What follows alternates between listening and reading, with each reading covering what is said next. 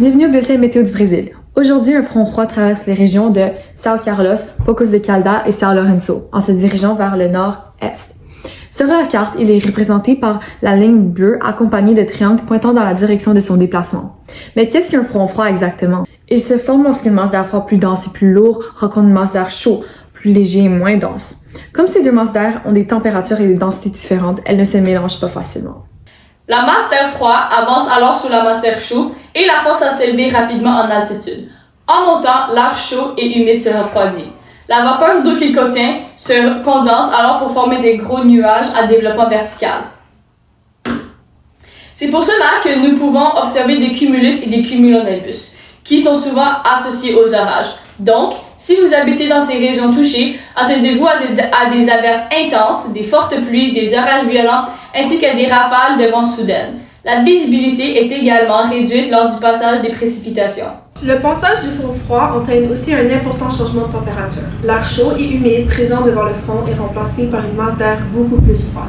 La température pourrait chuter d'environ 15 degrés. De plus, la pression atmosphérique atteint également un point bas lors du passage du front, ce qui contribue aux conditions météorologiques instables et orageuses observées dans la région. Maintenant, dirigeons-nous vers la région de São Paulo, où l'on retrouve un anticyclone, qui est représenté par un A sur la carte. Un anticyclone est une zone de haute pression atmosphérique associée à une masse d'air froide, sèche et très dense. Dans ce système, l'air descend vers le sol, ce qui comprime les molécules d'air et augmente la pression atmosphérique. Au sol, les vents sont divergentes, ce qui veut dire qu'ils s'éloignent du centre de l'anticyclone.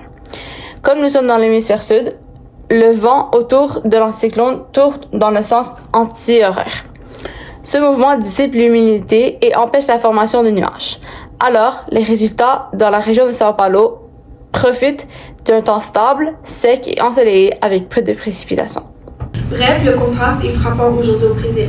São Paulo bénéficie d'un temps calme et agréable grâce à un anticyclone, tandis qu'un peu plus au nord, le front froid apporte des conditions orageuses. Restez prudents et à bientôt pour un autre bulletin météo.